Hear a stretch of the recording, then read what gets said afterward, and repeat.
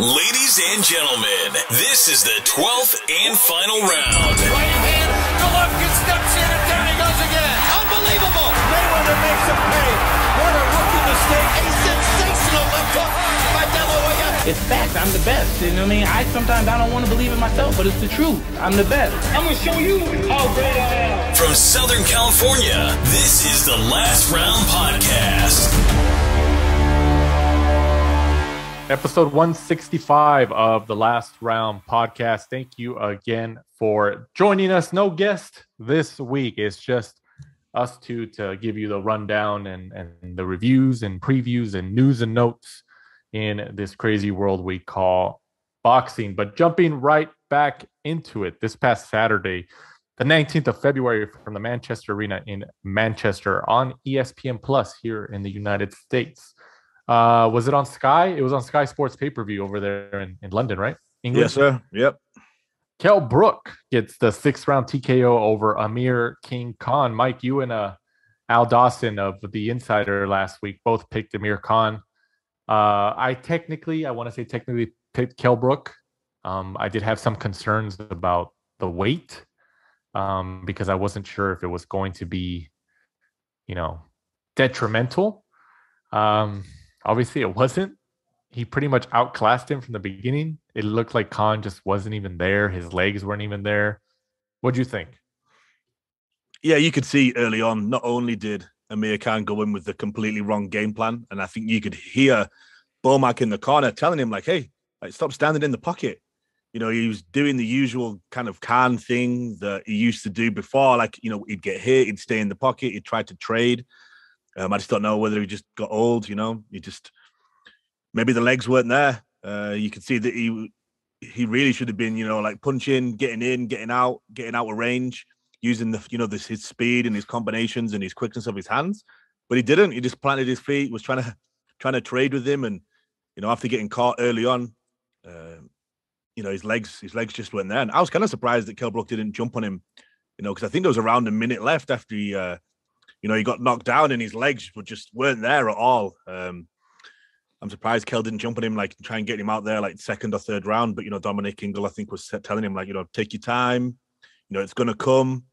And it did, really. I think it looks like now that I think maybe even Amir Khan knew that, there wasn't much left. And, I think he was hoping that there was even less, left in Kell Brook. And I think he thought that was true after Kell kind of got KO'd by Crawford by a jab. And then also telling him, you have to boil down to 149, playing the games about having him change his gloves, pretty much in the ring, and telling him hey, I'm not going to fight unless you change him. I think after all that, he was just trying to get some kind of advantage, and it just wasn't there. Unfortunate, but kind of a bad way to go out for Amir Khan, because he did a lot for British boxing.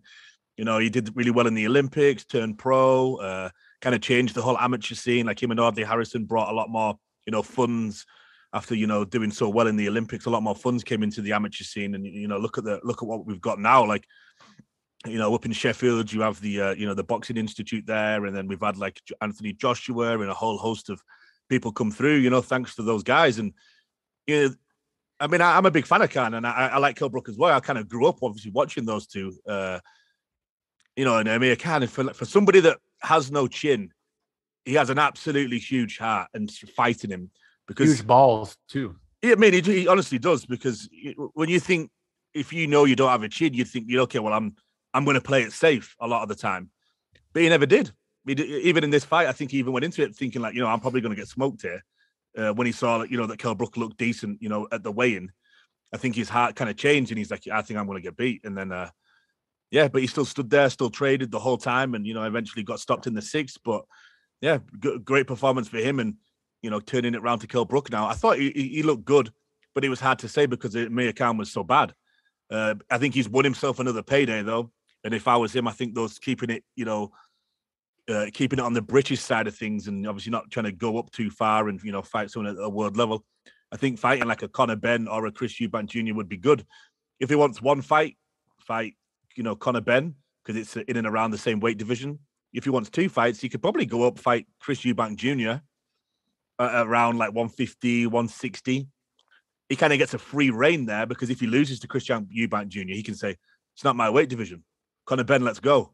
And then he can fight Conor Benn at 147 or, around 150, and then he's got two big, massive British dust-ups, two big British pay-per-view fights for the kind of for the price of one, right? Because he just goes up, fights Chris Eubank, goes, I'm not a middleweight. I was always going to lose that, kind of when he fought Triple G or when Canelo fought Amir Khan. Comes back down, fights Conor Benn. So, great for him. Two huge paydays fighting Khan, and then obviously like the winner for that fight, kind of won another payday really, because I'm sure Khan will probably retire, and Kell Brook gets one more big payday before he rides off into the sunset, and he needed that win because I think his resume, looking back on it now, and I think even Kell would, if he sat down and retired right now, would look at him just be like, I really wasted the talent that I had, because he beat Sean Porter and he had the world at his feet then. And either it was him, not living right, and ballooning in weight and then struggling to get back down, or, he always says that people ducked him, but did they? Not one person wanted to fight him for a world title.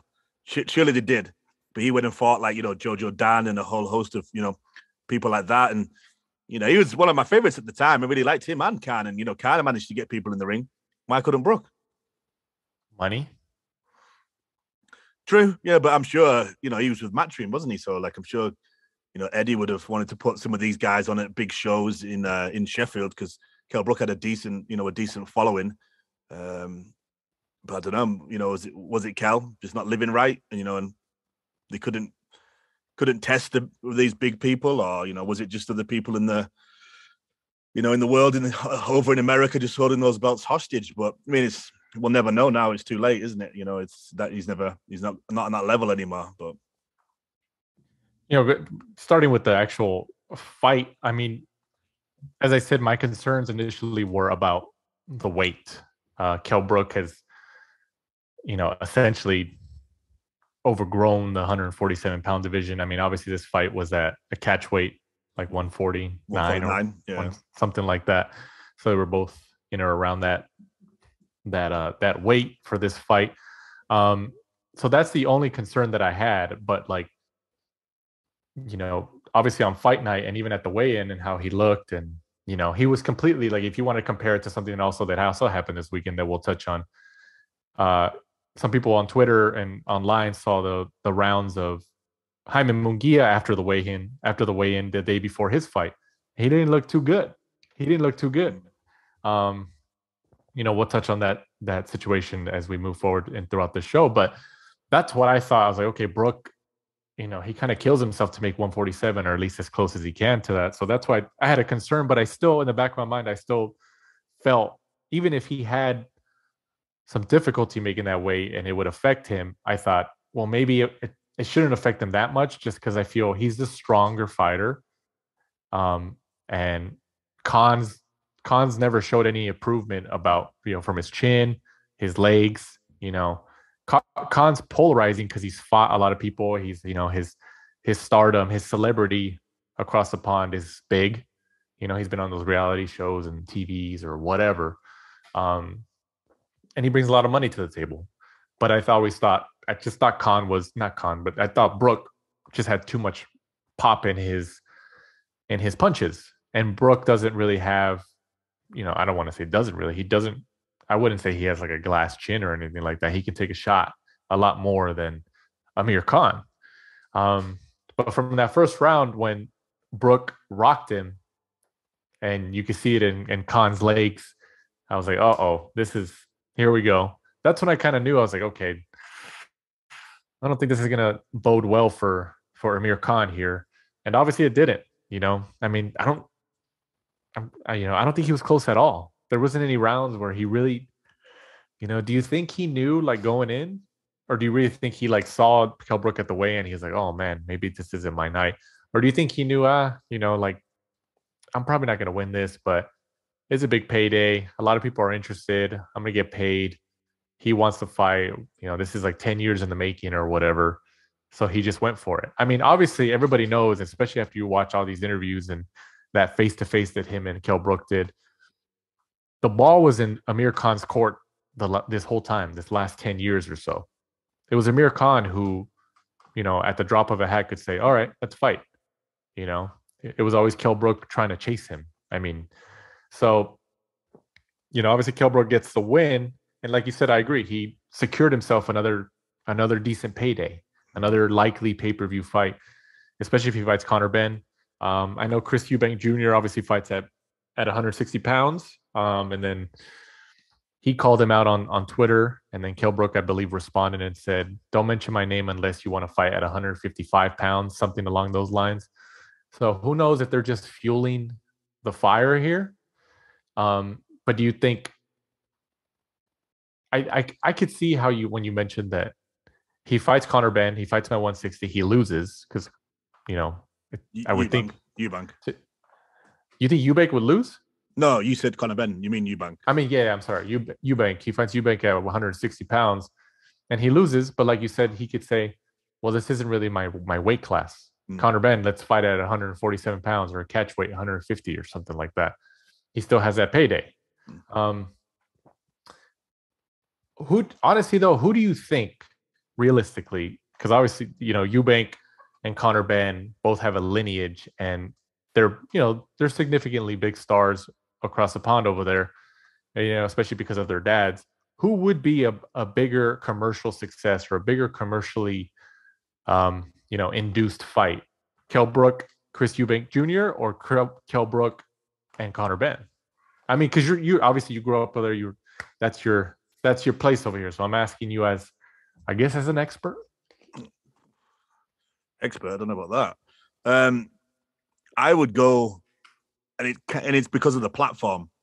I think Brook and Eubank, because Sky Sports is in pretty much every single home in the UK. I would imagine now, it's very, very rare. I think somebody now doesn't have, like some kind of, digital platform like that. Whereas DAZN is still new, and obviously Conor Benn's on DAZN. So I think, taking the easy way out of this question, I'm going to go with, Sky Sports, because I think, the Eubank. But just look at the numbers we spoke about the other week. Eubank, when he fought, who's it? He went all those rounds. Oh, it was over like 1 million viewers or something, right?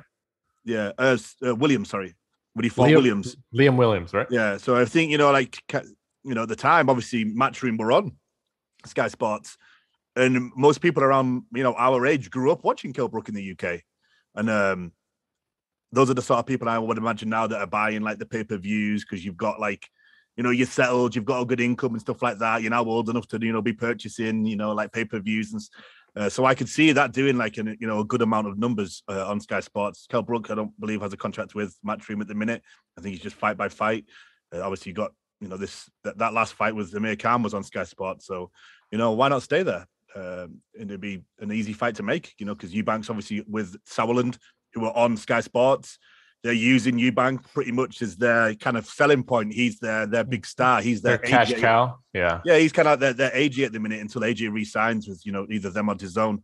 So yeah, I could see it. Kell Brook's probably just, I think he's admitted at the minute he's a prize fighter. He is just fighting for money. He's not fighting for world titles anymore. He's trying to secure, the money for him and his children to, to retire on. So I'm sure he may even just turn around and say to Eddie, like, what's your offer? Okay, Sky Sports, what's your offer? I'm taking the biggest. Yeah, I think you're right. I agree with that. I think he's I think he knows he's at the point of his career. He went through all I think every boxing fan can, generally assess that after his fight against Gennady Golovkin, he wasn't the same. His eye socket broke. Then Spence went across over there to fight him for the IBF title, broke his other eye socket, I believe. And he just wasn't the same. I was surprised he took the Spence fight after fighting Triple G. I was like, oh my gosh. Like, I mean, think about it. Like, we talk about Khan's resume and Kell Brook's resume. When Kell Brook was the IBF champion, a lot of his fights were against, besides Spence, and the guy who beat him for the title, there wasn't really any of the big names at the time who were in that division. He didn't go after, he didn't fight them, except it was Spence. And Spence at that time was like, that was his first title shot, and he got it. But he fought the likes of, obviously, like I just mentioned, Golovkin, Spence, Khan. Would you say those three are the biggest names on his resume as of right now? Golovkin, Spence, Sean Porter. Sean Porter? I mean, yeah. I mean, that was a big win. That was a big win. I mean, like, you don't think that with Kell Brook, especially when he won, he came over here to LA too, and he beat Sean Porter. He got the decision. You don't think Eddie Hearn at that time? I mean, like, I don't think we should take away any blame from Matchroom and Eddie Hearn, because obviously that was his main promoter. That was his promoter at the time, primarily. You know, obviously Kell Brook deserves some of the blame, but you don't think Eddie Hearn was like, okay, we got a major title at one of the most lucrative divisions in the whole sport, so let's milk it in some British only fights over here and make some money off of this title. You don't think, from a business perspective, that's also what happened? And I'm sure most promoters do that. You know, you often see someone wins the world title, they then have a gimme, they have a home fight. You know, something where I'm sure the promoter gets a nice cut because they bring an opponent in on a lesser wage, but you know, the stadium or wherever they held it is going to obviously sell out because, you know, it's the homecoming. You know, the Kings returns, you know, with the world championship. I don't think Eddie wanted that many. I don't think he wanted like a Jojo Dan, and then did he fight Carson Jones twice? You know, it's people like that. It's just, it's nothing. You know, it's okay to have a couple of them, but not to never really establish yourself, never really test yourself against, you know, never try to unify. We don't know what happened behind closed doors. I'm just going off the reality of what happened. You know, I don't know whether Kell Brook did try. I don't know whether Eddie Hearn did try. We're not privy to those sorts of conversations. No, right. So absolutely. I mean, when he won the IBF title from Sean Porter, I believe that was 2014. I believe Mayweather was still active, but you know, Pacquiao obviously was still there. Andre Berto, Robert Guerrero, who else? Marcos Maidana. Who else? I'm drawing blanks right here. Victor Ortiz, maybe. Who during that time, during his title reign of, you know, with the IBF welterweight title, Maidana. Who else am I missing? Paulie Malignaggi is probably still around then, right? Malignaggi. Mm-hmm. I mean, who else? Who else was there? In terms of, you know, fights he could have been made, potentially. Yeah, I think you've named most of the ones that you would have thought about. I feel like we're missing somebody, but you know, it'll come to us. But I don't know, maybe, you know, it's possible that Eddie Hearn and Kell Brook, they made offers and they're like, oh, but you have to come over here to fight us. I mean, look at what ended up. That's what ended up happening. Spence said, okay, I'll go over there. I'll go over there and take your title. Maybe that was the stubbornness behind them and said, hey, if you want this title, you have to come over here to England and take it. And maybe a lot of American fighters didn't want to do that. Devin Alexander, Chris Algieri, yes. Louis Collazo. Those are the three people around that time period that Khan fought. Right. I mean, yeah, I don't know. And you know what the crazy thing about it is, like, or maybe they looked at Kell Brook at that time as like dangerous, because I mean, he came over and he beat Sean Porter. He was a threat. I don't think anybody could say that. It was just kind of underwhelming that he didn't get any of those significant names that, you know, imagine a fight with even a Manny Pacquiao at the time, or you know, who else? Malignaggi, maybe New York. Malignaggi would have been a good fight. You know, Malignaggi didn't really turn down. You know, he fought Khan, he fought Ricky Hatton, right? Right. He would travel. Yeah. You know, Paulie, it would have been he's a mouthpiece. You know, it would have been. He's well known in the UK, so that would have been a perfect fight to have, you know, at the time. You know, even Devin Alexander. Like, yeah. Why not tread in the footsteps Timothy Bradley? Yeah, good fighter, another good fighter. Yeah, Timothy. You know what? Now that I think about it, I would have loved to see a Bradley Brook fight. I would have loved to see that. Yeah, it's I think that would have been a great fight. It is disappointing. It is just one or two of those of the list of people there's probably 10 now that we've said, now that we've kind of woken up and remembering the names. No, yeah. But I mean, obviously promotional politics, they've always been there. Mm-hmm. For example, Bradley, he fought like a Jesse Vargas. He fought Pacquiao, I think 3 times. I think it was 3. Then he fought Marquez, top rank, kept it, they kept the rotation, which worked.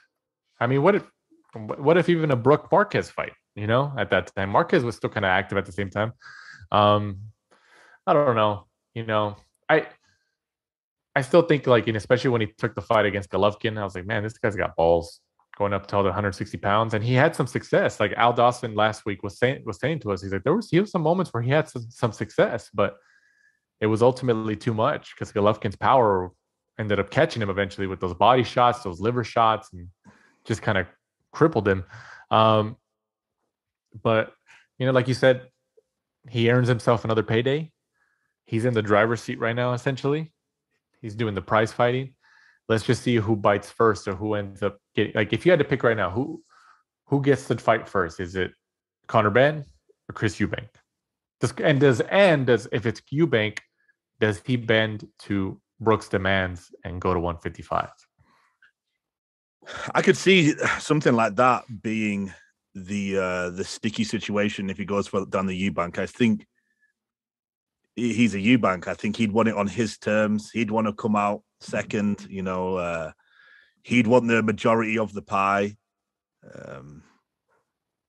In all reality, who deserves it? Who's the bigger star in the UK? Is it Eubank or is it Brook? Who's more well known? Who probably has the more marketing power behind them? That's a good question, because obviously Kell Brook's just been around longer, hasn't he? Right, and then more people have seen him and grown up with him. And this fight with Khan obviously helps his stock. Yeah, whereas Eubank, but then I don't know though. As Eubank's obviously there's been Chris Eubank and then Chris Eubank Jr. So I suppose in a way his name has been around for longer, because like our parents, if the boxing fans will know who Chris Eubank is because of the father. That's a good question. Who draws my eyes? Maybe Eubank, after what they just said about really? That was the highest boxing average, so highest peak rating in Sky Sports since Anthony Joshua against Gary Cornish or whoever it was. Maybe that's the telltale sign. His name, Eubank's name, is really that powerful over there, isn't it? It's one of those questions I find very hard, because when me and you talk about this sort of stuff, and then we say how big of a draw is so-and-so boxer? I'm always like, no, they're not that big. And then you actually hear that they actually draw quite a lot. It's very hard to tell unless you're in the know, I guess, because I judge it off like the people I hang around with, I guess, or, the people that we know, and do they know who this boxer is? And, how many articles do we see, and, stuff like that. So it is sometimes hard to judge, because I remember we were surprised by Munguia's, huge following. But, it's probably because the fight was in Southern California. But, yeah, it is sometimes hard to tell. But, yeah, I would have to go with Eubank going off. That's crazy. Because I would think it would have been Brook, just based on the resume that he's had so far and the fights that he's been. Golovkin, Porter, Spence, Khan. I'm just guessing the Eubank name, like the Conor Benn name. I think it has that much weight behind it that you think so. I'm just going off the statistics from that Sky Sports. It's crazy. Fort Williams. So that's crazy. An educated guess. Might as well look at the other side of the coin too. Kell Brook, Conor Benn, who's the biggest name and who has the more stock in their name if they go against each other? Who's the A side? For that one, I would have to go with Brook, because you don't sound too sure on that one. I'm just thinking that Ben may be the bigger name in terms of viewership because of the same thing, because of the Conor Benn name and because of his recent knockouts and stuff like that. Whereas, Kell Brook's kind of on the slide. But if it's like who's going to ring walk second and stuff like that, maybe Brook, just because of the fact that he was a former world champion. Does that sound kind of strange thing to say, since I've just said that Ben's the bigger name? So just you tell me if I'm right here.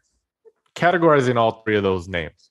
You tell me if I'm right, if this is how you would categorize them, just based on what you're telling me. You're telling me number one would be Eubank.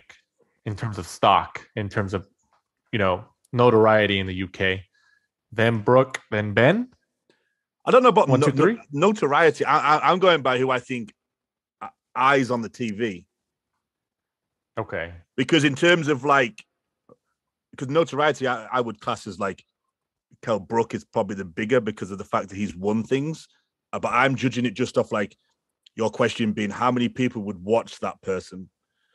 So I would go with Eubank, probably Ben, and then Brook, just because of the name. I think the name sells so much. It sounds surprising, but from what we've seen, that's crazy. From what we've seen, recently, I think the name does sell that much. That's crazy. I mean, I knew that they had a lot of weight over there, but I mean, you kind of describing it how you're describing it, it's a lot more than I thought. Just from what we see, I guess. If you look at IFL TV numbers and stuff like that, Ben's a good salesman himself just because he's so wound up, so tight, and if they ask him the wrong question, he just flies off the handle and stuff like that. So he's good viewership himself. And I think Eubank is very polarizing, people because of the way that he is. And I think that people want to see him. Some people love him and they want to see him win. And then other people, think he's an egotistical guy and he's, full of himself and they want to see him lose. He's like a very small dose of Floyd Mayweather, I guess. I don't know why Andrade and Eddie Hearn just don't make a fight with Eubank. They're both middleweights. That'd be a tricky fight for Eubank. But I think it's intriguing. I was like, why not? Eubank has a name. Stylistically, he's good, but I think Eubank he seems to be, because look at this. This is the thing I find intriguing is if Eubank's 32 years old, he needs to really hurry up and try to win a world title if that's what he wants to do. He was IBO champion. Right. It seems to me he just wants as much money for the least path of resistance. He wants the weaker fights. He's 32 years old and he's calling out a welterweight in Kell Brook. And money. It's money. Exactly. No, exactly. That's exactly what I was going to get at. That's all it is. Yeah, he knows. He's like, you know what? He's a name. I'm a name. British. Let's do it. Both on Sky Sports. Let's go. Instead of thinking to himself, okay, I need to try to get a Triple G, a Murata. I need to get in there with Canelo. I need to get an Andrade, a Charlo, which really should be what he's aiming at. And because he's just fought Williams, and before that he fought Korobov, and that fight lasted one round because his shoulder popped out, and he's been sat on the sidelines too long. And next gen Eubank, dude, he's 32. Yeah, you're right. He needs to hurry up. Okay, now I'm playing just fantasy booking here. If you throw Khan's name in the mix in terms of star power, A side, is Khan number one above all the other three? Yeah. That's crazy. Because of his Middle East, the Pakistani, the guys over in Dubai, Qatar, and stuff like that, his big, Islamic following. No, right. Yeah. But he's definitely the biggest star out of all those four names, including his. Yeah, I'd love to see. He's probably one of the in boxing. Yeah, I could see that. Yeah. Because just think how many people there are in in the Middle East and stuff that follow him. How many people in Pakistan, Dubai, Qatar, how many guys are getting invites to fight over in Dubai and fight Phil LaGreco and people like that? Right. Yeah. It's just him and AJ who are getting those invitations over there. Yeah, I think it's both obviously big Islamic celebrities, so I'm sure that's one of the reasons they get invited over there. And is AJ's Muslim? Yeah. Oh, that went over my head. I never knew that. Yeah, that went over my head completely. That's news to me. So Khan, who's a bigger star right now, Khan or AJ? I'm throwing some at you right now. I think, is AJ the only one that rivals Khan's star power right now? In the UK, yeah, I would say so, yeah. So that's a good question. AJ or Khan? Man? Khan's been around longer, but I mean, AJ's just a huge monster of a guy. Him walking down the street, you're going to say, who's that? That's what I'm saying. I mean, in terms, might be, I would say AJ. In terms of buys and stuff like that for pay-per-views, it'd be AJ. But if he's just thinking of walking down the street and putting out 2 pictures and hey, who's this? Right. You'd have to go AJ, I guess. That's crazy. Yeah. That's crazy. Yeah. But yeah, we'll see. It looks like Khan might retire. I don't know if he said he's thinking about that. Who knows? He knows. He's still like what they're both like 35, so he might have one more in him. But just based on his performance, something he has to seriously consider, obviously. And Brook, like you said, has earned one more payday. He seems like he's just kind of in the driver's seat. So let's see what he does. Might be a Conor Benn, might be a Chris Eubank, might be both in the next 2 fights. Who knows? But obviously Brook was the better man. Like one-sided fight. The stoppage was kind of underwhelming to me, even though I understand why it was stopped. It was kind of underwhelming. But I think if it would have kept going, Brook would have just knocked his head off. Like he would have just stopped him easily. More easily than I thought. It was coming. I think either Khan was just too brave for his own good. And I think, maybe Bomac would have thrown in the towel because it was one-way traffic. Right. Yeah. That's crazy. Yeah. So Brook gets one more payday at least, maybe 2, depending. Khan, we'll see what he does, but he's made his money. He's been very polarizing in the sport. He's shown that he's not afraid to take some pretty significant fights. Danny Garcia, Canelo Alvarez, Malignaggi, Zab Judah. Everyone Zab forgets Judah. that one. Zab Judah was legit back then. Yeah. Khan's has a pretty decent resume of names, regardless if he's won or lost. Peterson. Lamont Peterson. Yeah. Khan's been in there, man. Khan's been in there. Maidana. Yeah. Khan's been in there, man. It's you can't criticize him too hard for the heart that he showed, because he's shown it, and he still maintained power to draw money. So it works out for him. I do want to ask before we move on to the next fight on this card. Eubank, he's obviously fights between 160 and 168. Is there any chance he gets a Canelo fight? It looked like they were trying to, in terms of like money, like star power. I feel like Canelo might. Who knows? Like nobody thought Amir Khan was going to fight Canelo like 5-6 years ago. That came out of nowhere. Like what the hell? I do see. Do the Brits fly over to Vegas for a Chris Eubank Canelo fight? I think they would, but I think it's one of those things. I think we're going to see Canelo now because of how big he's become. I do think we may see him travel to some other places for fights now. Like I could see him doing like obviously a big homecoming in Mexico, and either fighting someone like a Chris Eubank Jr. or they're waiting for that next star, at middleweight, light heavyweight, or cruiserweight to appear in the UK, so he can come over to the UK and maybe even do one of those Eddie Hearn type fights over in Dubai or Qatar. Like doing a Saudi Arabia fight, like an AJ fight for Canelo. What about a Canelo Eubank fight? What's better, Miami or New York? To Vegas, because he grew up in Vegas. Eubank? Yeah. His dad kicked him out, didn't he? He lived in over here and trained at Mayweather's gym for a... I remember him training at Mayweather's gym, but I'm talking about like to really capitalize on the UK traffic that would want to go to that fight. New York or Miami? New York's obviously a cheaper flight, easier to get to. So I would say like New York for that.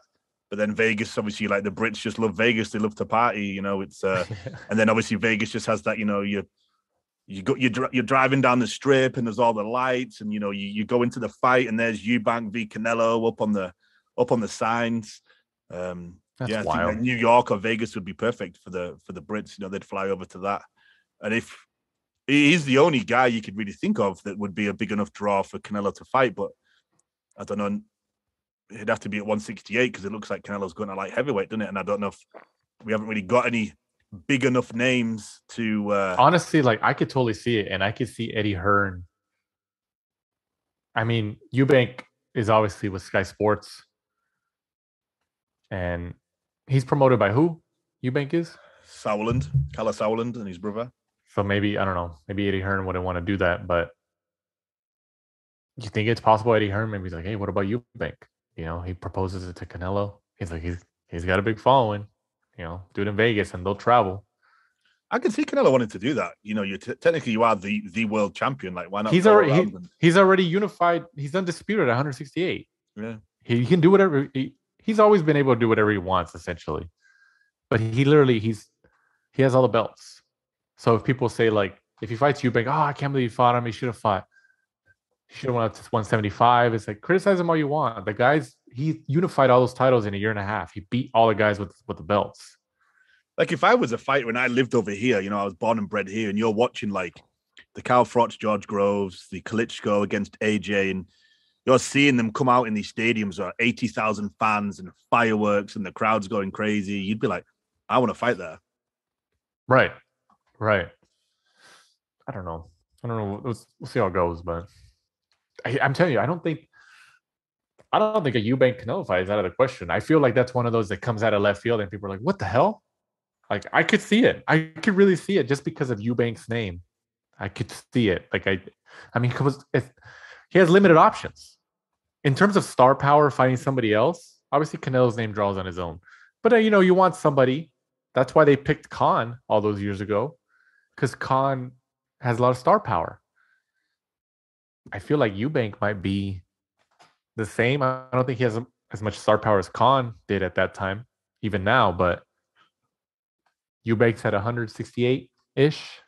He's in and around the weight classes.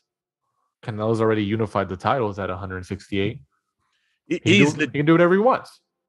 He would be if you said to me, like, pick a Brit for him to fight, like, realistically, like, in a weight division, he's the biggest star from, like, 168 to 175 to cruiserweight if Canelo really wanted to test himself.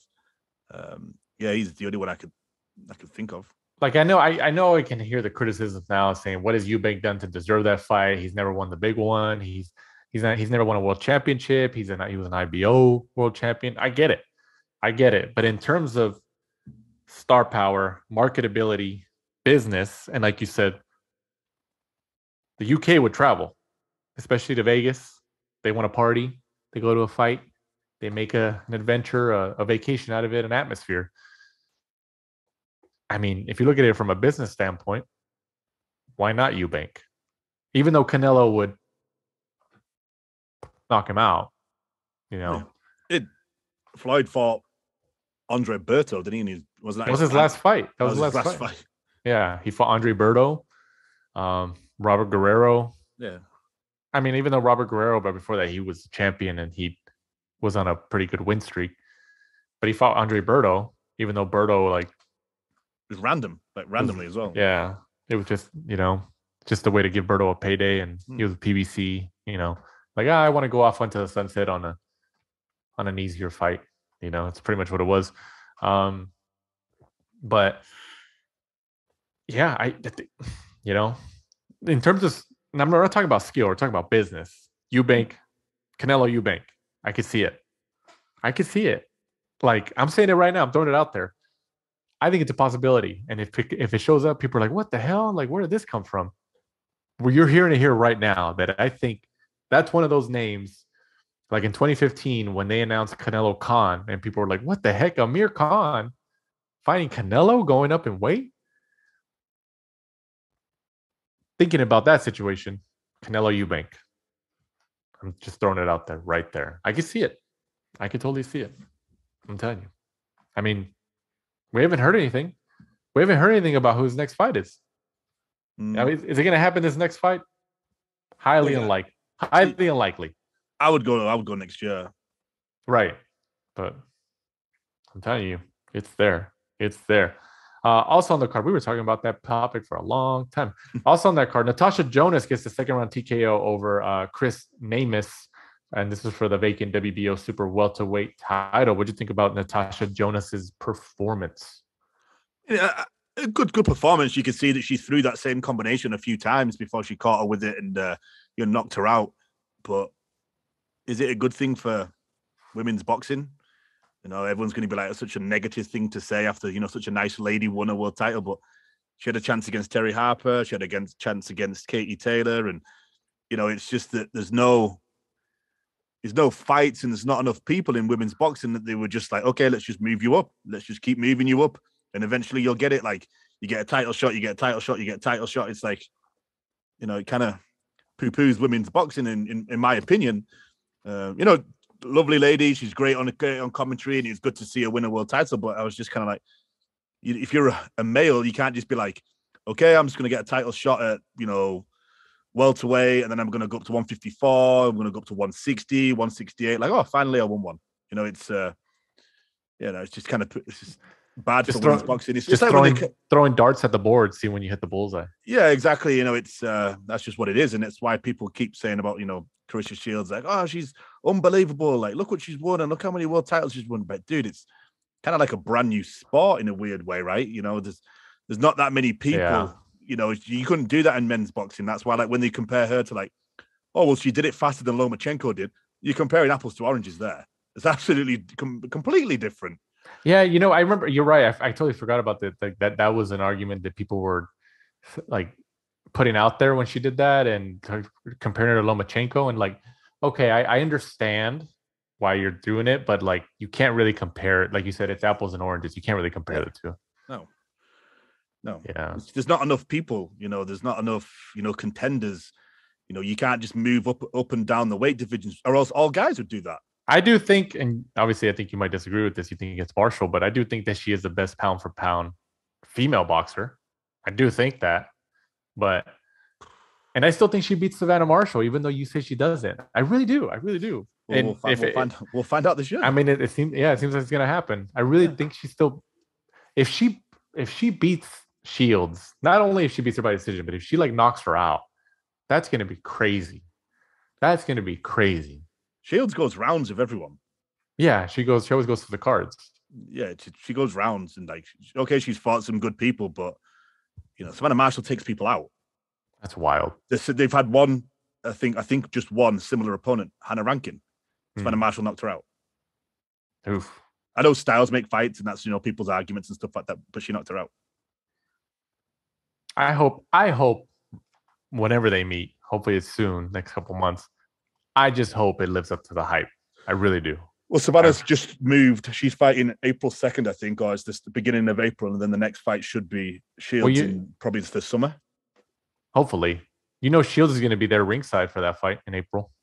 She has to be. She was just ringside, wasn't she? Yeah. Vice versa. Yeah, she has to be. So, I don't know. I hope that fight lives up to the hype, and I still think Shields is going to win, and you think Marshall's gonna, because of the knockout power. Was it Marco Viejas that said the other way around when I wasn't here? Oh, from Fight Hub. I don't remember. And you said, "Oh, I wish Mike was here to." I think so. Yeah. I think so. Yeah, we had touched on the Shields fight, and then we talked about the potential Savannah Marshall, and I had brought up because you were out that week, so I asked Marcos from Fight Hub TV to sub in. And we'll put some money on it on Twitter. Yeah, and I remember I said that. I was like, oh, if Mike was here, he would have went back and forth with you. He picked Savannah Marshall. So, because I mean, like, I understand that in terms of knockout power, I do, but I don't know. I just feel like in the pros, I think Shields is just too much. I really do. I honestly think she's getting worse. You think so? I think that she's become so accustomed to winning fights due to her size and her power. If you watch her punch selection now, I don't think it's that. I think it's okay. It's decent. But I honestly think that Savannah Marshall is a lot better. She mixes it up more. She's more powerful. She's got a lot more pop. She just has that more flamboyant Peter Fury style that we saw Tyson Fury have. Right. Maybe that's, something that, makes it look better than it is. Maybe. But we'll see. The only thing I do think we both kind of agree on is Savannah used to always seem a little bit timid. But I think she's starting to believe in herself a little bit more, which I think it will be good, and hopefully the occasion doesn't get too much for her, because I think when she went to the Olympics, was it, or one of the World Championships, she kind of froze. Well, that's what I'm saying. Like, because I think time though, and now she's been on the big stage and she's kind of bled through. She's come through the ranks. I'm hoping that now that something like that wouldn't happen. Maybe, yeah. Hopefully that's helped her. Yeah, or if she does, I'll probably lose a lot of money. That's what I'm saying. Like, like I said, I think I've said this before about this fight last week or the week before. Mayweather, what does he say? You could be the best fighter in the gym. I'm the best fighter under the lights. Like, that's a true statement. Like, that happens. There's a difference in between those two things. So I just hope it lives up to the hype. there was a lot of hype behind Clarissa Shields and Christina Hammer. Remember when that fight happened? They both had titles, and they were it was a unification fight or undisputed or whatever it was. And then Shields, kind of outclassed Hammer, and it didn't work out. So the hype wasn't there. I just hope I just hope it lives up to it. Whoever wins, I hope it's an exciting fight. I really do. Bigger fight than Taylor Serrano? Now, no, because Jake Paul is involved. So no. Wow. Well, okay. Yeah. I'm telling you, Jake Paul made that fight 10 times bigger. Eddie Hearn, I think, has said in recent interviews that I've seen, he was like, yeah, I think he's acknowledged that. He's like, yeah, Jake Paul coming in and managing her career and helping her really elevated her stock and really, I think he even said, he was like, Jake Paul coming in and attaching his name to this is the reason why we're able to utilize the big room in Madison Square Garden. That's what he said. And he's right. Crazy. He's right. That's the best thing that could have happened to either Taylor or Serrano, because that increased their payday. Mm. And it's like $1 million purse for Serrano. It's unbelievable. Yeah. That increased their payday. So I don't know. But either way, I hope both of those fights, when they happen, are live up to the hype. Running off the card, Bradley Ray. Rhea? Is it Ray? Yeah. Ray gets the first round TKO early night and improves to 12-0 over Craig McCarthy, who takes the first loss of his career, I believe. What do you think about this matchup? Great matchup. Good early knockout. Bradley Ray looked legit. That's why I stuck it on there, really. Just an unbelievable performance. And it's one of those ones when you're on a big card like that, like a pay-per-view card, the Brook Amir card, you need to make a performance like that. You need to sell yourself. People will be going away from the arena talking about that. So that's definitely put him in the shop window for, bigger fights and bigger paydays. Absolutely. Yeah. Also, this last weekend from the RCC Boxing Academy in Russia. I'm surprised this was in Russia. I still didn't even know until we mentioned it last week, that Linares was fighting. But Linares was on the losing end of this matchup. Zaur Abdullayev, I hope I said that right, improves to 15-1 as he gets the TKO stoppage in the 12th round against Jorge Linares. This was for the WBC silver lightweight title. We talked about Khan maybe needing to really consider retirement. Is it also time for El Niño de Oro, Jorge Linares, to consider it as well? Yeah. Both of them, hopefully. He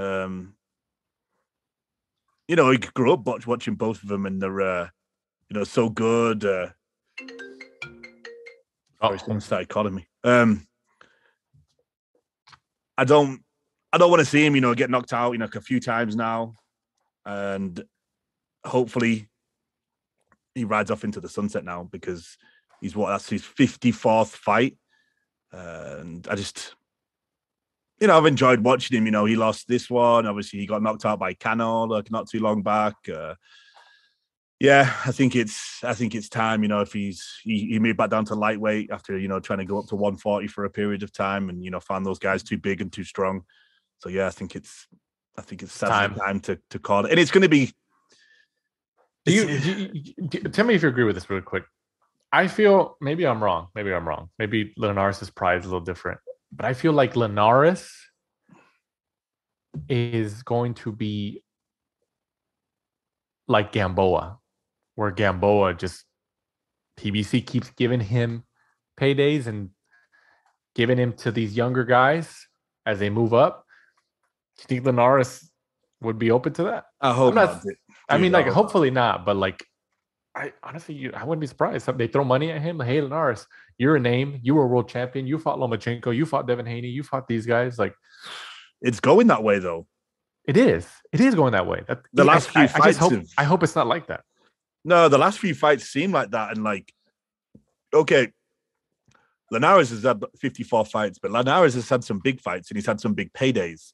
So in my opinion, I hope, I obviously have no idea his financial situation, but I hope he doesn't need to. I would imagine Gamboa briefly was at the top and probably didn't earn, a substantial amount of money. So I think Gamboa is probably in a different area in terms of, financially. So he maybe has to take these fights and be like a gatekeeper because, he's not a journeyman, is he? That he's a better standard than that.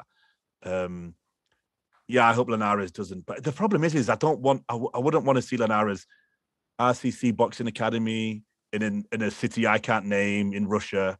Is that a retirement fight for somebody like him? Well, that's why I think at least he's going to have one more fight. One more, but fight somebody, not a young, hungry lion. Fight somebody in and around the same ability as you, like a 50-50 fight, maybe 60-40 in your favor, so you can go out, give the fans, he owns a gym in Vegas, fight in Vegas on an undercard, co-main, something like that. And then 55 fights, that's a great place to go out on. Do you think that Golden Boy would still make a Ryan Garcia Jorge Linares fight? Oh man, you don't want to get seen. I don't want to see that. If he gets knocked out by Ryan, I'd be upsetting. You never know. He has a relationship with Golden Boy. I don't know if they were involved in this fight, but I don't know if they were or not. I don't think they were, but I can see it, dude. Yeah, because I honestly could see it. I could see it. He fought Devin Haney, right? Not long ago. Yeah. I mean, you know how it works. Like all these fighters in these divisions, they'll fight the other ones. Like, oh, I fought this guy and I beat him in 5 rounds, and it took you 9 rounds or something. Like it's a narrative they built around it. I'm trying to think of like a 135er. That would be a good final fight for him, like a 50-50, 60-40 fight. Do you think that if Linares won, do you think Golden Boy was hoping, if he wins, we can make the Ryan fight with him at a later, like sometime this year?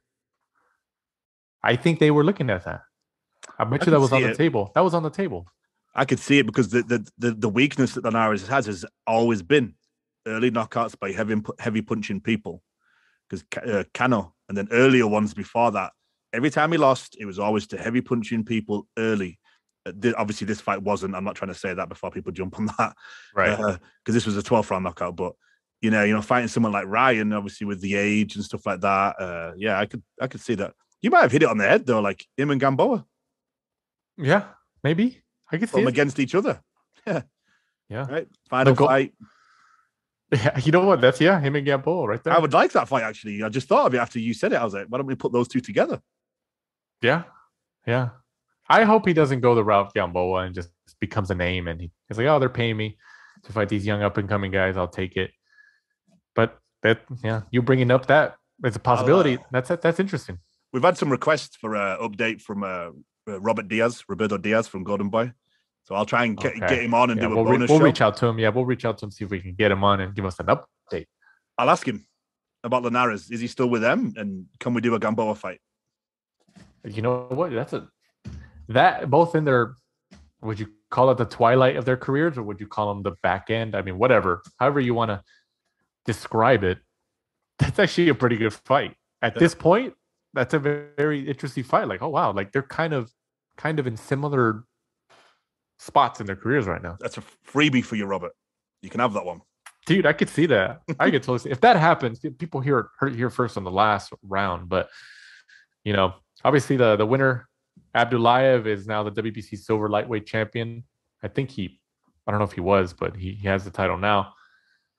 I don't know if they're mandatory for Devin Haney or what's going on here. Devin Haney beat both of them, so do we want to see that again? Like I'm sure that Devin Haney and Bill Haney are going to try as hard as they can not to fight either one of them, or Abdullayev now as hard as they can. They're going to try. So we'll see.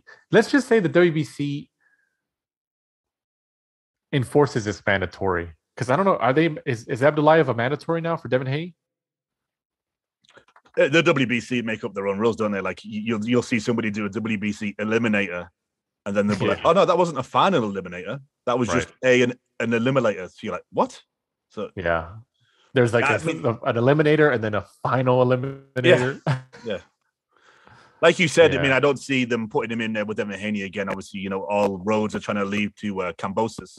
So, right. And they still haven't announced anything about that. His next fight, at least as of this recording, but we'll see. But Is it possible? Let's just say WBC jumps in and says, "Hey, Haney, well, you're not getting any of these bigger fights, so you have to fight Abdulayev again." Does Haney do it, or does he drop the belt?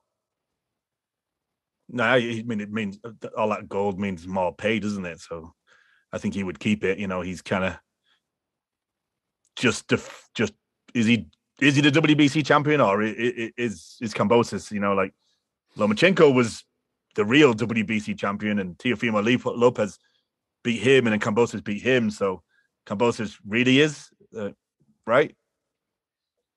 I'm sure Eddie Hearn and DAZN are really offering Kambosos a lot of money right now, and said, "Hey, come out, go fight with us. Don't go after Lomachenko, even though we'll pay you more. They have to pay him more because Lomachenko's already said, pay me whatever you want." I think the selling point, isn't it? I heard or read that Lomachenko said, like, "Hey, if I beat you, there's a rematch clause. And the rematch clause is also in Australia." Yeah, I think whoever he gets has to agree to that. So he gets 2 fights over there, back home. So yeah. that's from Lomachenko. And supposedly, obviously, this is hearsay.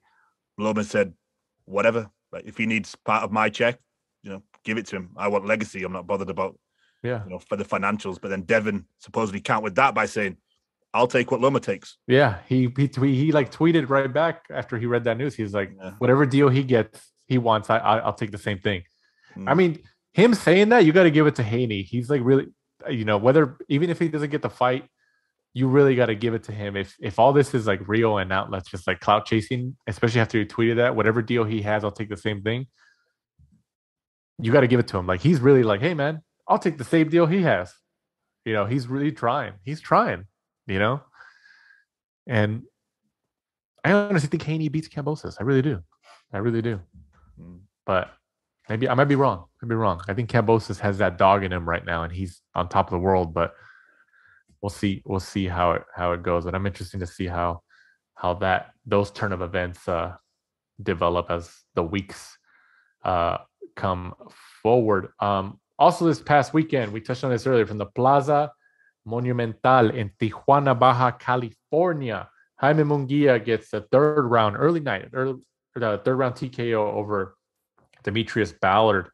This is for the WBO Intercontinental Middleweight title. I think everybody knew Munguia was a big favorite here. They did it at a type of little stadium in Tijuana, which on camera it looks cool. It looks like a really cool place to watch a fight. Kind of like a homecoming fight. It's been a couple of years since he fought over there. So I think Munguia needs a name. He needs a name. I don't know. Demetrius Andrews already said that he's like, well, yeah, I'll fight him, and he's a champion. But maybe Golden Boy feels that he's not ready for. Not a good matchup. It's not a good matchup. I mean, stylistically.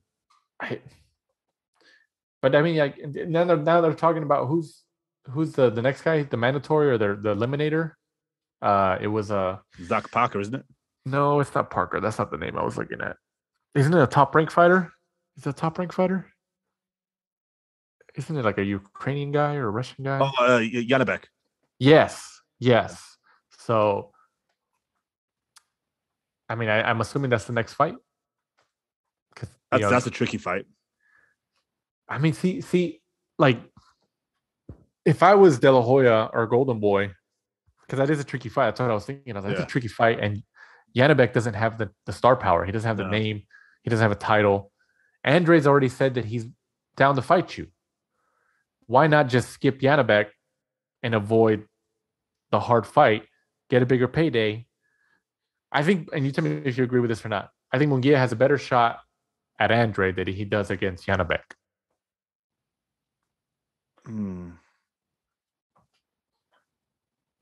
Business-wise, I agree with you. I would take Andre, more of a name, world title. Andre, more of a combination puncher, isn't he? So you could kind of walk him down a bit, kind of wait for his power to diminish a little bit more, and then hopefully walk him down in the later rounds and catch him. But Andre, when he's on, he's good. No, yeah. He's got a mean streak. but he starts fast, knocks you down, and then how many times you see him? He just coasts. He just slips it back a gear, like goes from fourth into third, and I'll just sit here. I'll just coast it out for the rest. That seems to be his problem in terms of us as fans watching. Because at times he looks like he has all the skills, but he just I'll just win on points. Don't want to take him out. Don't want to risk it. Don't want to open myself up to anything coming back. Which for us, watching it's no good. It's not. Nobody wants to see him because of that. That's for his star power, for his drawing power to put bums on seats and get him bigger paydays. He needs to start like that, start in fourth and fifth, and be like, you know what, like I'm going to take this guy out and. I've got the skills to do it, and I'm going to open myself up a bit, but I have the confidence in myself and in my chin that if something does come back, I can take it, which he doesn't seem to do. But yeah, I mean, if I was them, I would go Andrade because I think Annabek, like you said, there's no name power, and they're both tricky fights. Why not take the bigger fight? Why? Yeah, that's what I'm saying. Like, why?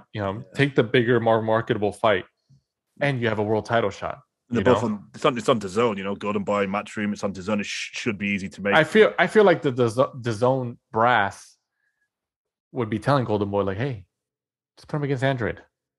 Andrade owes Matchroom and DAZN. He does. He's really fought loads of like English, British, lower level fighters, probably for good paydays because he was one of the early guys that got the DAZN contract. He owes them a bigger fight, so he really should do that. Who's the one that's more stuck between a rock and a hard place, Andrade or Haney? Well, Haney's the same. Haney's been getting monumental paydays for fighting, not the greatest opponents. But I mean, he got Linares. He got Linares. He got Jojo Diaz. I'll give you them too. Yeah. But I mean, Andrade's he's stuck between a rock and a hard place, man. Like, and I think it's to the point where they're just like. I think Devin Haney, though, in my opinion, from what you hear and from what he does and all the stuff that he posts, I think he prices himself out of stuff. I think he seems to think that, like, he's been overpaid for a while, that, he needs even more money for some of these fights where, like, dude, you're already loaded. Like, you've already made a lot of money. Your family's loaded. Like, now go for legacy. Like, fight some of these people from, okay, you may have to take lesser purse. You may have to take less than you believe you should. But it'll pay off when you beat them, right?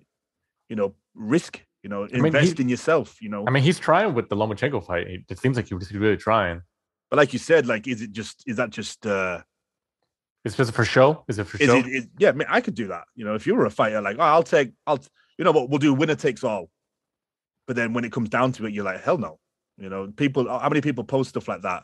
Then nothing gets made. That seems to be the case. Like, how often do you hear Andrade is the most avoided person in the division, but yet other people can get fights. It's just sometimes it just sticks. The only one that, at least in recent memory, that's been successful after he's posted on social media about wanting a fight or I'll take this fight is Jojo Diaz. Yeah, my opinion of him massively changed. Yeah.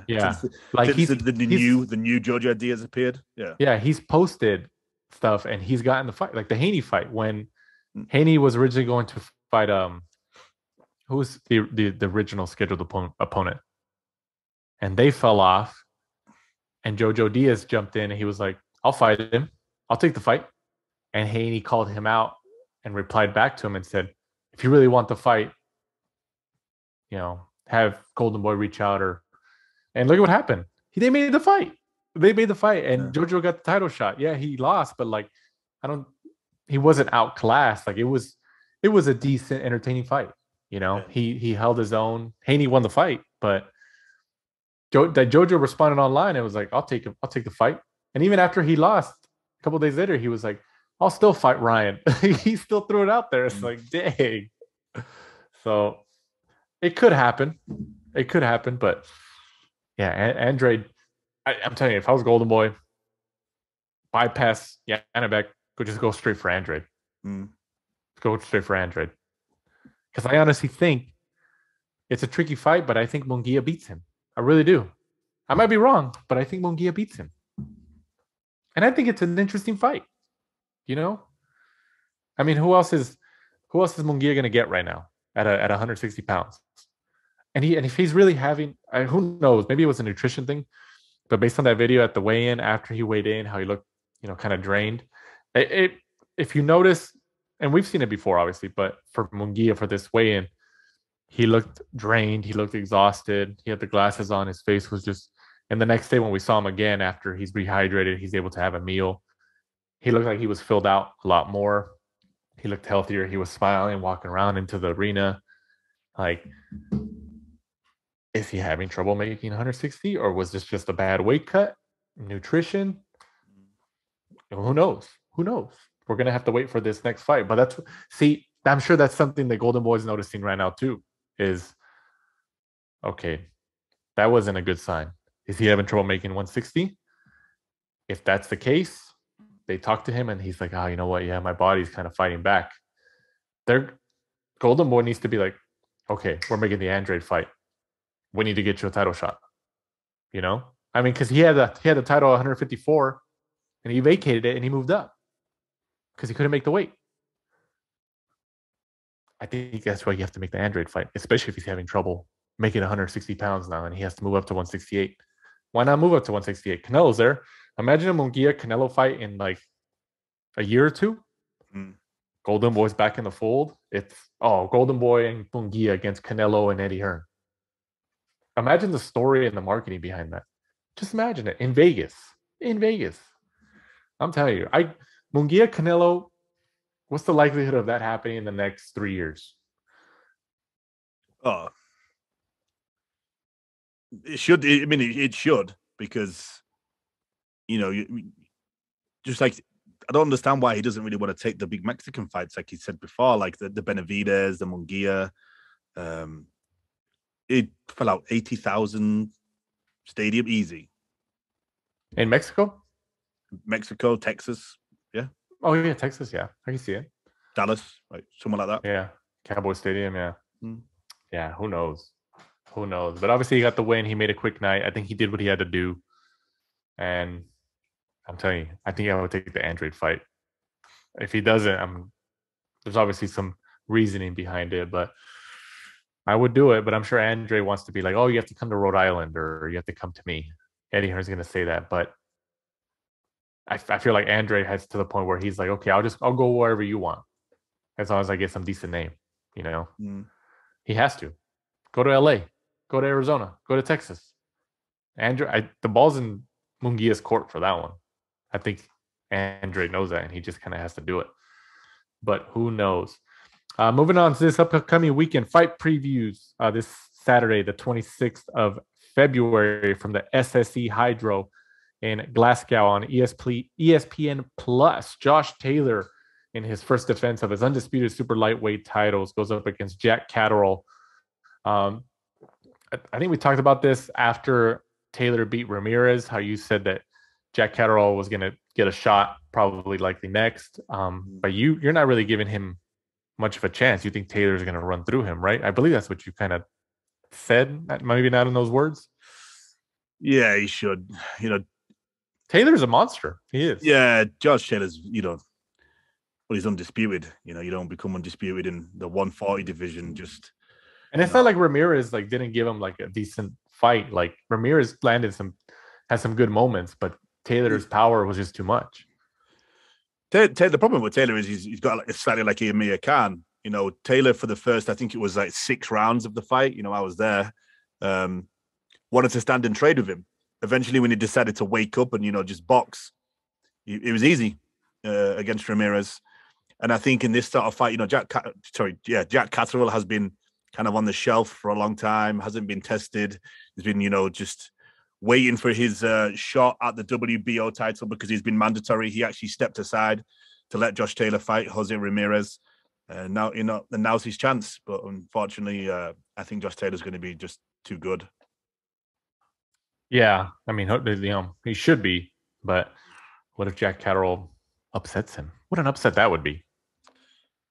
Yeah, not to look past him, but Josh Taylor's already been talking about facing like your well, it was going to be Teofimo Lopez, but now it'd probably be more like a Kambosos or moving up and even fighting Terence Crawford. So yeah, there's some big fights. If Josh can focus on this. Right. Do you think that you mentioned how a Teofimo Lopez Josh Taylor fight was mentioned at 140? Lopez has already said he's moving to 140. Taylor has already hinted at moving to 147. Do you think Top Rank, if he beats Catterall this weekend, do you think Top Rank still proposes that idea? Like, hey, we know you're going to move up. How about you fight Lopez before you move up at 140 pounds?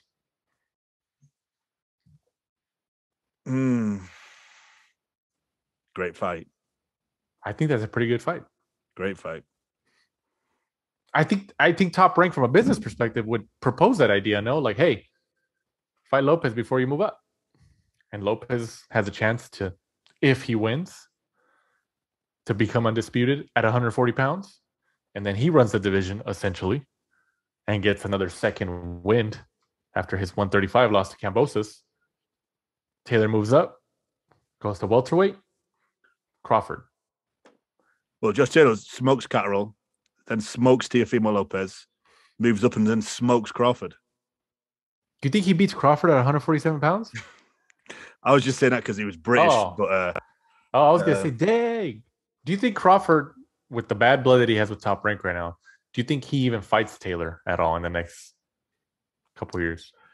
I thought it was going to happen, but then after what Crawford said the other day in an interview, saying if he can't get the Spence fight, he wants to move up, which I found it very intriguing because I didn't think he'd be big enough for 154, but fight Charlo. Right. But then I liked the interview of when you saw Josh Taylor and Crawford met in the Top Rank gym, and you could kind of see they were both talking. They were, very nice, just kind of, saying hello and blah, blah, blah. But you could see each other were like looking each other up and down. Crawford, I think even Crawford said he's a big guy. Yeah, they were sizing each other up. Yeah. Which I was like, okay, that does like these two may fight. It was a test though. Why not? Like, Crawford did the same thing as Taylor did. Yeah, same thing. He's on the same path. Yeah, so why not, wait there and then, move up and big up payday, especially if he decided to come over here. I mean, he came over here to fight. Sorry, over here. I'm in California. If he went to the UK and fought Taylor, he went over there to fight Ricky Burns. Right. Yeah, that's true. So there's a lot of combinations that they can be met between 140 147.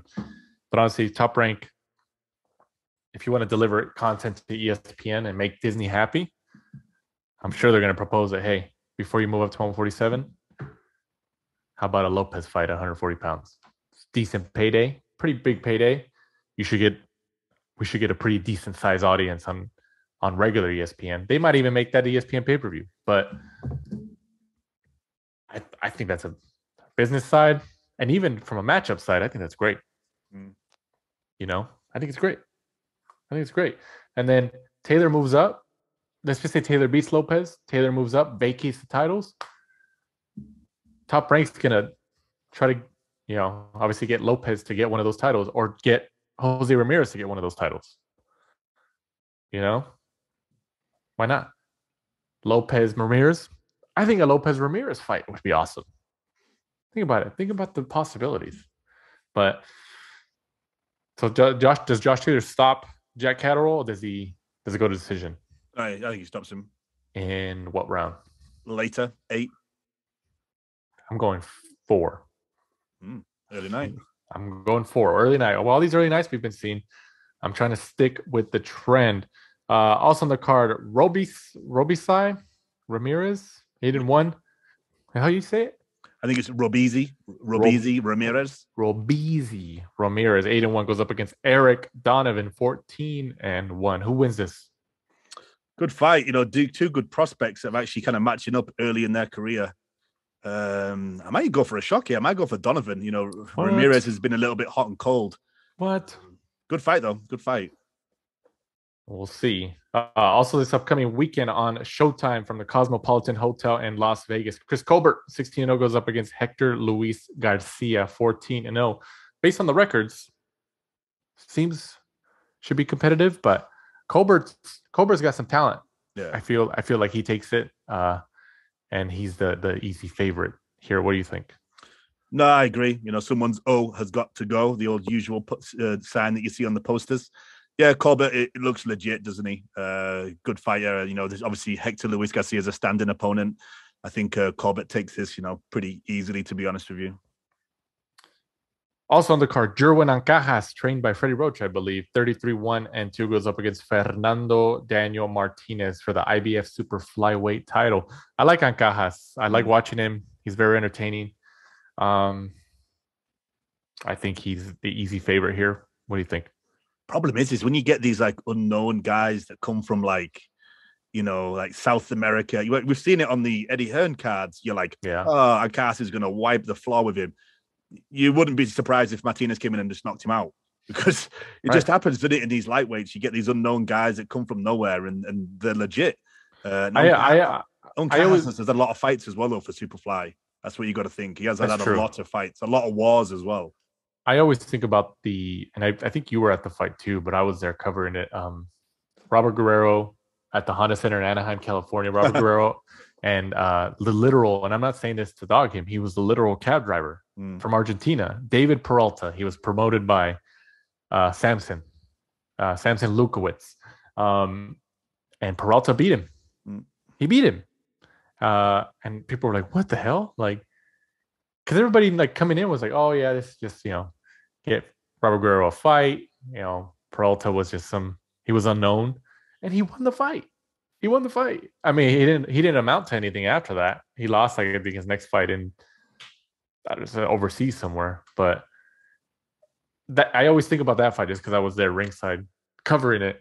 So you said, yeah, you're right. I think there's always that realm of possibility. These unknown guys that fans don't really know, the media doesn't really know, they come in and we're like, oh yeah, we don't, we kind of have that unnecessary thought process where we look at it like, I don't really know who that is, so that means they're not that good, right? Exactly. Which is not necessarily true. So like you said, it happens. It has happened more than a few times, to the point where you would think we would assess fights differently, but sometimes it's hard. There's a lot of new names that are popping up in the sport. It's hard to keep track, but we try.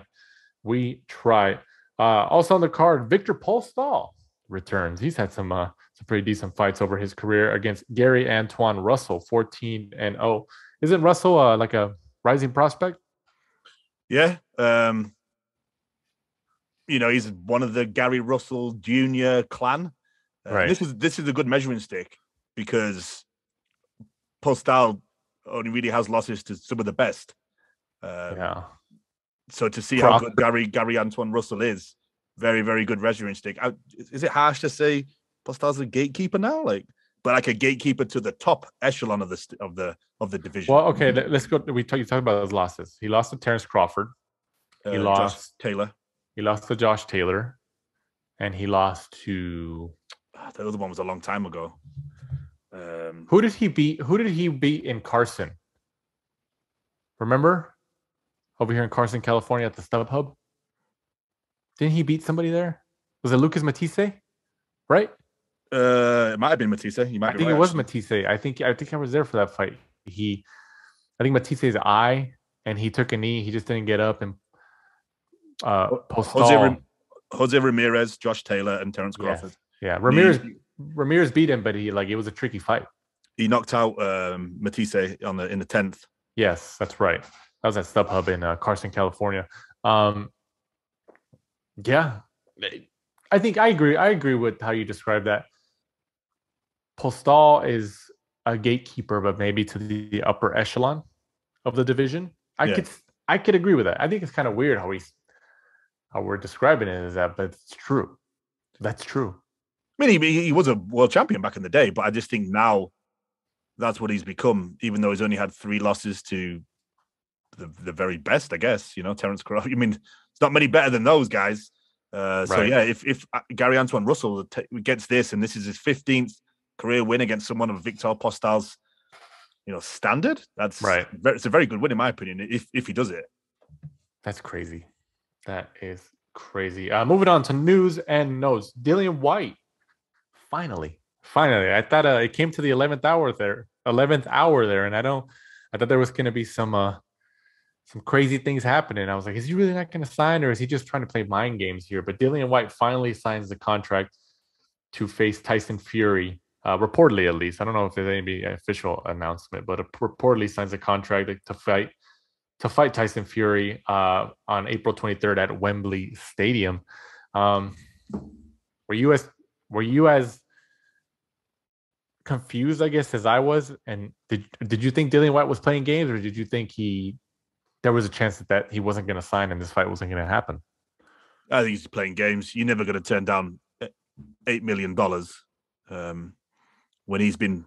I'm sure Dillian Whyte's been getting paid very well, but he's never made anything like $8 million for one fight. I think he's just playing games, and he's kind of doing what Wilder did, where he knows that Tyson Fury is very good at talking trash. He's very quick-witted. And I'm sure Dillian Whyte's like, you know what? I'm not going to get into a war of words with someone like Tyson. So I'm just going to, concentrate on the fight and just, do it that way.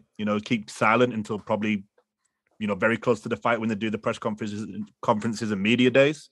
He may even do it then, just to kind of bring maybe a little bit of edge to the fight. But I hope he does do the media and they go back and forth.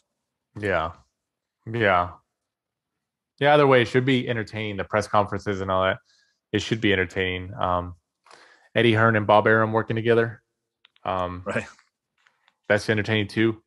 The Matchroom. I mean, I'm obviously ESPN and BT Sport are going to be the leads here, but Eddie Hearn's going to be involved. He'll be doing press for it. Trying to hype up the fight. We'll see Uncle Eddie soon. We'll see Uncle Eddie in a couple of weeks. Yeah. At the Chocolatito fight in San Diego. Mm-hmm. So yeah, we're hopefully we make it out there safely, everything, and we get some more content. We're gonna try to grab him again. We got him in person after the Chavez Jr. Jacobs fight in Phoenix, Arizona, a couple years ago. So hopefully we can grab him again, and you guys can listen to him again on the last round. Obviously, he gives a lot of interviews, but he's very good. He's very detailed. He's very responsive to questions. Very in-depth in his answers. So it works out for him. And I know we touched on this last week, but Ryan Garcia has parted ways with trainer Eddie Reynoso and the Canelo team down there in San Diego, California, because he said, quote, he didn't have time to train me. I think he also said, and I'm kind of paraphrasing here, that during the first 2 weeks of his training camp for this next fight that he's preparing for, Eddie Reynoso wasn't even there. Then he showed up, and I guess that kind of irritated Ryan Garcia. So now he's training with Joe Goosen. He's already posted some pictures of them shopping together that we talked about when it happened. But Joe Goosen, he's a hard ass too. He's going to make him work. So if people think he's going to get a free pass with Joe Goosen, that's not the case. But who knows? I kind of assumed it was the beginning of the end when Canelo publicly came out on record and offered his criticisms of the kid. I think that was the beginning of the end. And because Canelo is such a reserved guy, he will not come out and say anything publicly or won't put anything out there publicly if he's really not feeling it. He doesn't have those trigger fingers. He doesn't get it doesn't seem like he gets emotional and upset and he has to say something, always, respond back to people. So that's why when I saw that, I was like, oh man, trouble in paradise. So obviously it didn't work out. Let's see how Ryan Garcia does under Joe Goosen. They obviously have some history together. It'd be interesting to see how it goes. Can Joe Goosen motivate Ryan Garcia like he did Diego Corrales? Who knows? What do you think about the whole situation?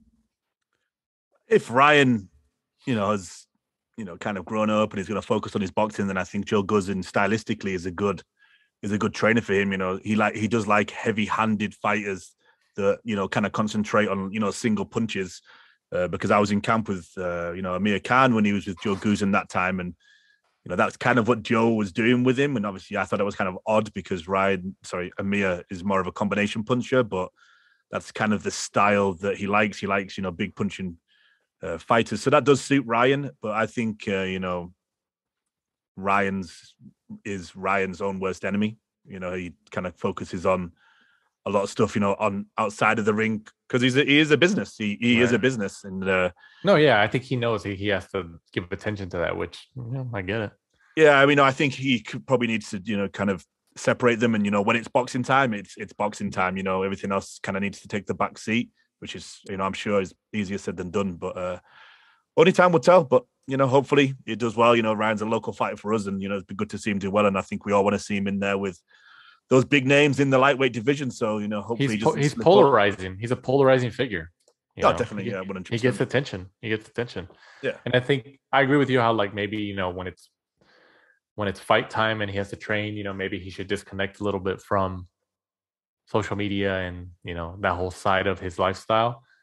But that he's like a business now. So I think he knows he can't. So he puts out the videos or he does this and that. So, like, in a way, it, you know, pays the bills. But look at Tyson Fury. I think Tyson Fury posted recently, within the last day or so, I don't know if you saw it, but he posted a poster I saw it on Twitter at least, like a statement saying he's in training camp, he's going to be doing like a media blackout. So his team is going to be running his social media accounts and all that stuff. And if they want to get in touch with him or whatever, to email like something at TysonFury.com.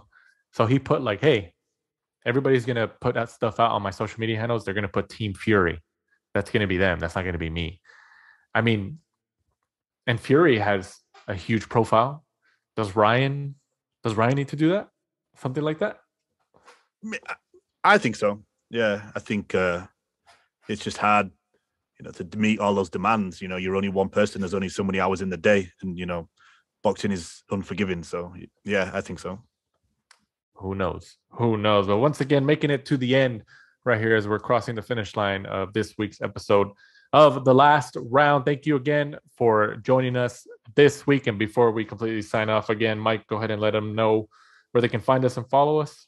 Well, at The Last Round 12 on Instagram and Twitter. And be sure to join us next week. We'll be previewing Jose Ramirez's big fight and the huge Roman Chocolatito against Julio Cesar Martinez. Can't wait for that one. Looking forward to that one, definitely in the San Diego, California area. For once again, for my co-host Michael Shepard, I'm Danny Z. This is The Last Round. Thanks for supporting and listening to the show. Follow us at The Last Round 12 on social media. Rate, review, and subscribe. This is The Last Round